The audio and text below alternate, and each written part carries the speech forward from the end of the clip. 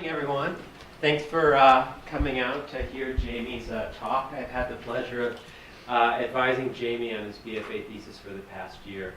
And Jamie's BFA thesis is exemplary on a number of levels, in terms of industrial design, in terms of architecture, and in terms of optical science.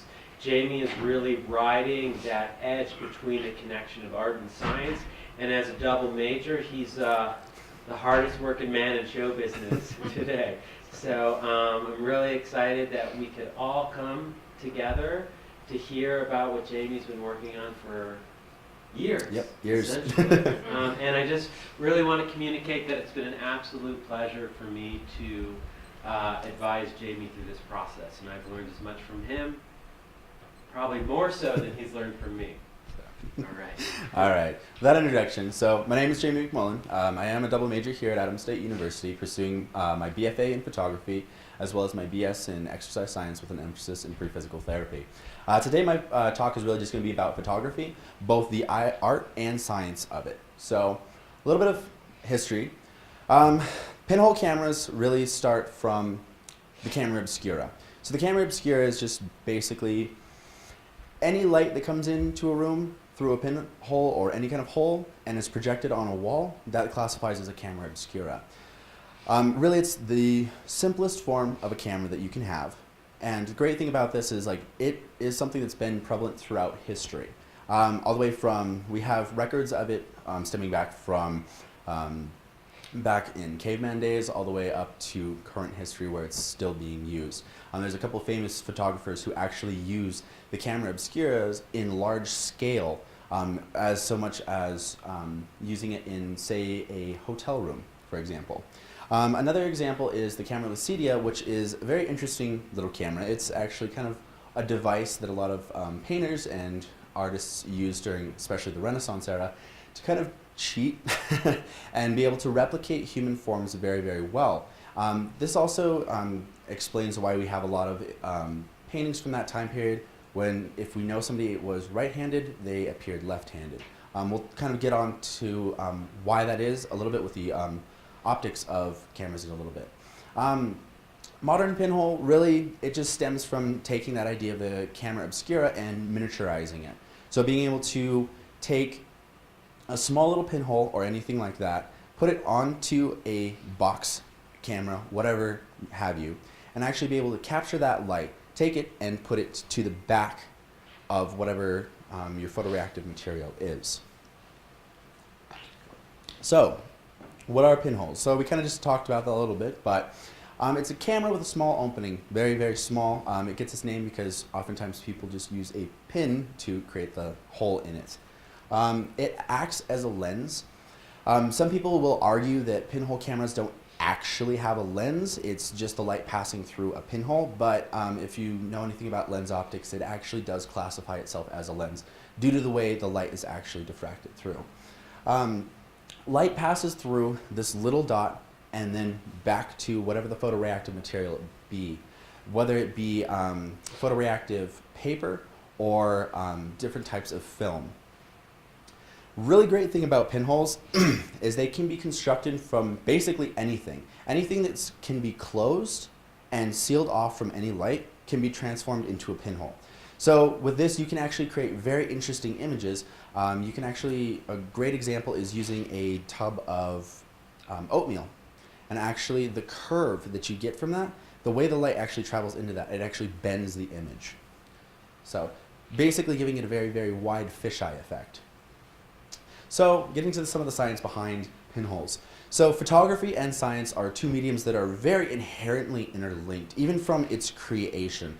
We're talking about the different processes from like the chemical processes to lens optics, everything like that. Very interlinked between science and art.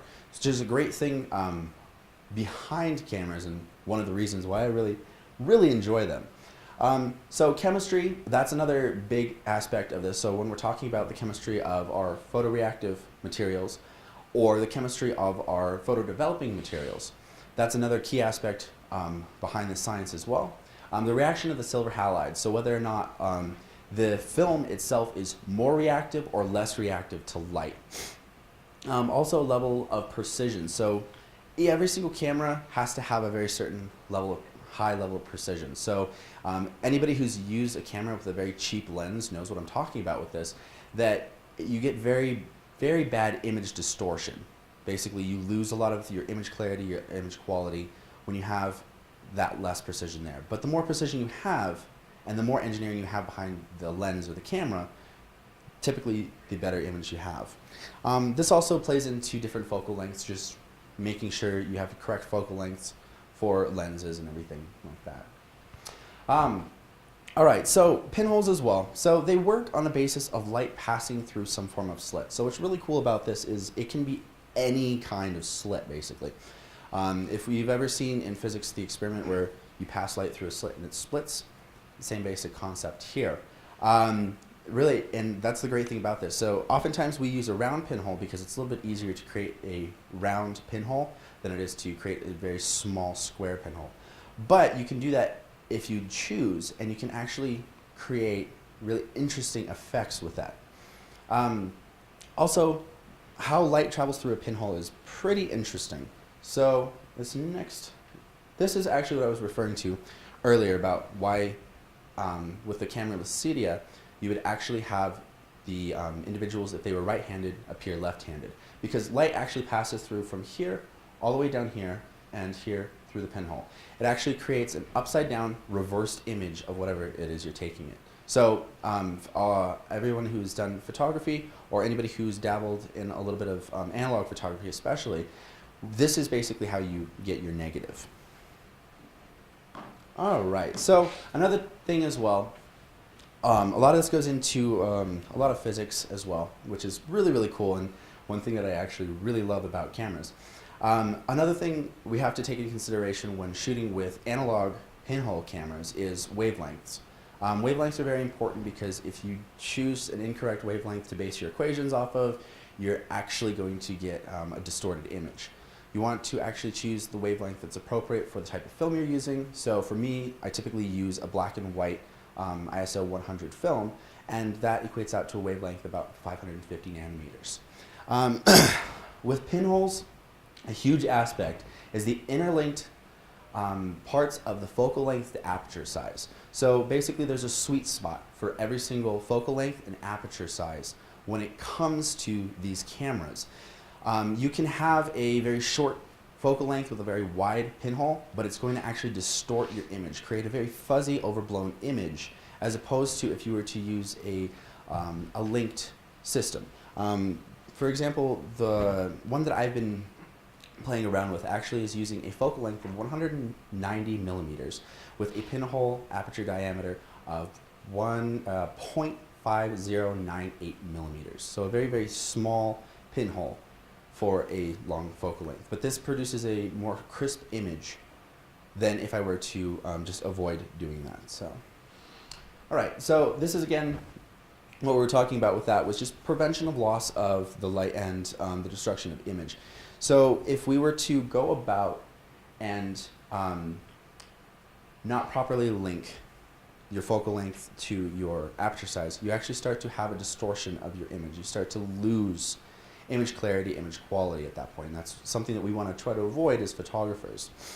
There are different equations that are used to determine correct exposure times for pinhole sizes. So my very first cameras that I did, I kind of played around with what those equations were, but I wasn't super sure on those.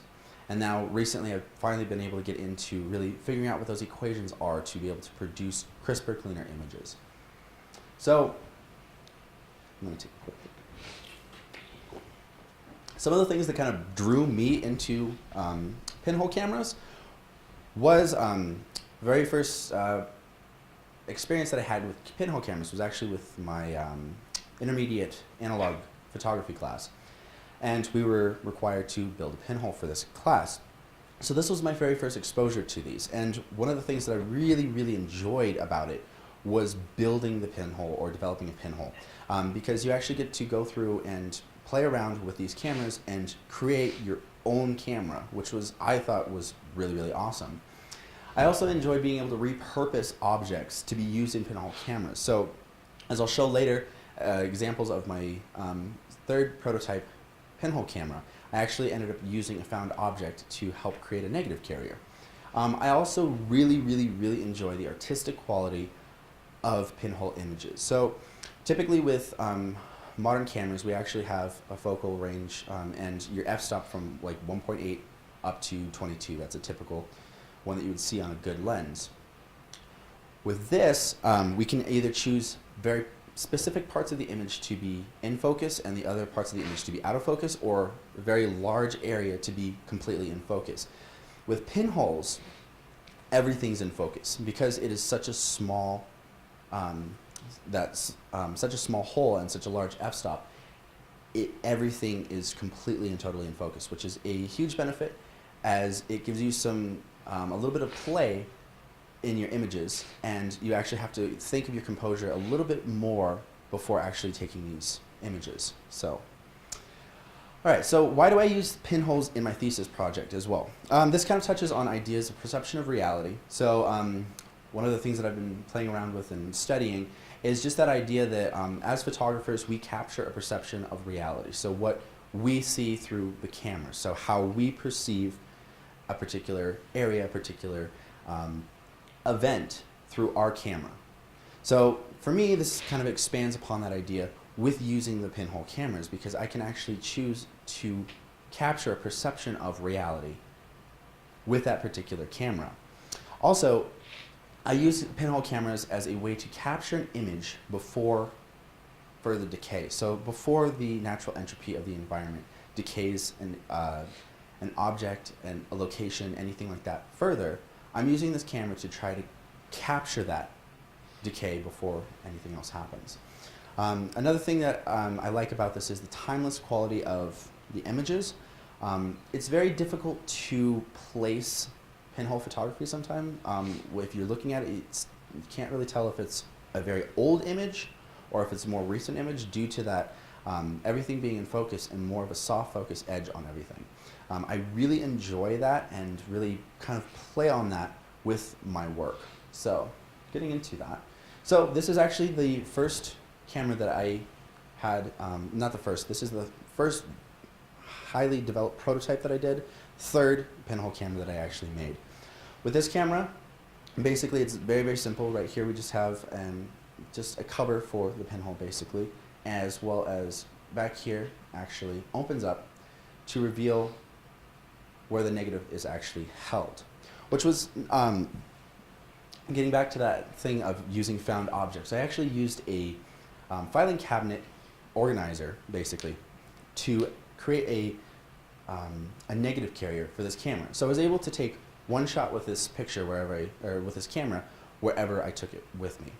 So, but that kind of led me into the issue that I want to be able to take more than one picture. So from there, I developed another camera. So this one is actually based off of 4x5 slide film and using negative carriers. So from this, I can have multiple images or multiple negatives with me and take this out into the field. So these are a couple of my test shots that I actually did with this particular camera. So these are actually the negatives that were done on RC paper. So this is just the resin coated photo paper. So right here as well, everything is in focus in these images. So if we look here, all of this area is in focus as well as the background. So that's really the great aspect of pinholes, that everything can be in focus and kind of give you this almost distorted view of reality as well. Getting back to that idea of distortion, this camera that I had developed, I wasn't as precise with my measurements as it was my fourth prototype. So I didn't have my measurements as precise. So it did cause a little bit of distortion in the lower areas. So if I had it sitting down on something, I would get this distortion right here. Very elongated view, as opposed to it being its correct size. This is why the correct focal length is important with pinhole photography. All right, and so these are actually some images that I shot using this from 4x5 negatives. So these images, again, harkening back to that idea of that timeless quality and everything really being in that soft focus. And this is kind of what I was wanting to play around with, that idea that images are just a perception of our reality as well. probably my favorite image that I took from the collection. This was actually a decaying building, and this is something that I've been exploring with my work as well, both the decay of buildings as well as the decay of our natural environment around us. And this is actually the completed body of work that was done for that particular camera. My next step was actually developing another pinhole system. So this one I actually wanted to do a proof of concept for creating a overall modular system that I can swap different types of pinholes on and apply this to a constructed pinhole that I'm actually currently working on. So right here I just basically took a 4 by 4 inch piece of sheet metal and cut it to the correct dimensions, did a little bit of sanding, made sure it fit in this, this holder, and cut out this center image right here. So this actually is not going to be what the pinhole is, but instead what is going to let light pass into the pinhole. So from here I actually developed a shutter system. So right here, just the closed shutter, so I don't have any light coming into my pinhole when I don't want it to be. And then from here, this is actually the plate that has the pinhole in it. This pinhole is actually 0.5098 millimeter thick. So it's thin. It's very, very, very small. It allows a very, very small amount of light to pass through. And getting back to that thing of the 190 millimeters. You have to actually measure out your focal length when you're shooting with these particular lenses in this camera, because it's not just automatically given for you. So, all right, and this is actually where I'm currently progressing with my project. Basically, this is a camera that I'm designing and building out of sheet metal and just other found materials or purchased materials that I'm going to use and expand upon for my final project. So. All right, from there, I'm just going to open the floor to any questions.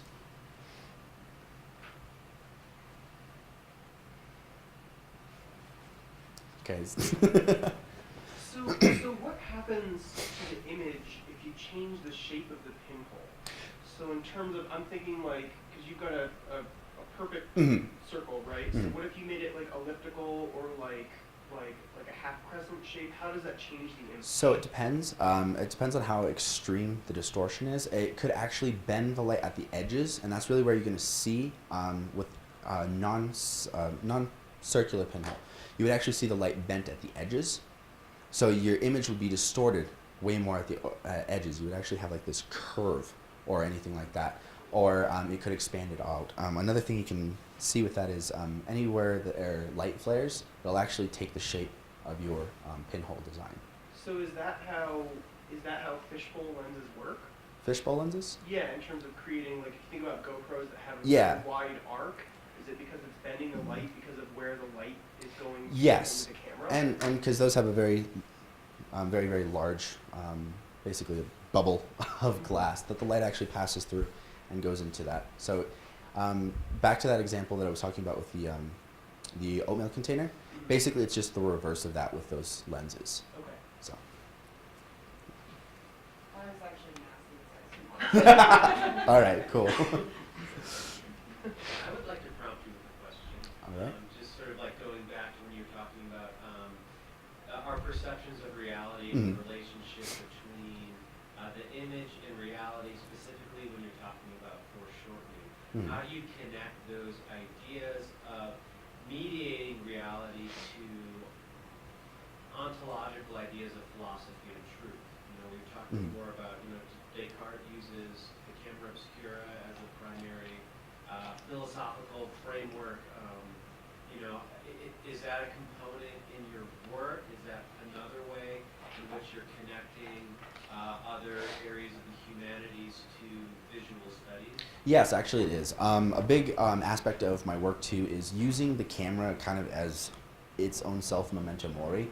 Basically just this reminder that everything is going to decay. So this is really why I choose the images that I do, the areas that I do choose to shoot, these areas that have very high levels of decay, of entropy in them, before they decay further. So basically just taking this image and have it as a reminder that this is what's going to happen, but we can kind of help stem it a little bit. So.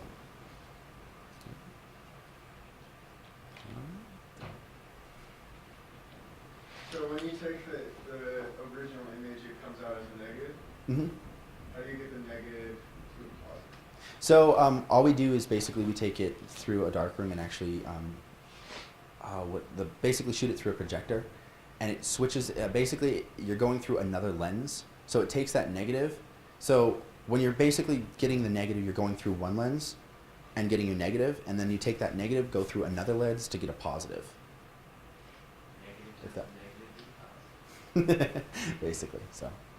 All right. I was just curious what you took away from this. It has a very heavy interdisciplinary approach to potentially how things might impact your career kind of thing moving forward, being able to look at things from a lot of different sort of disciplines. Yeah.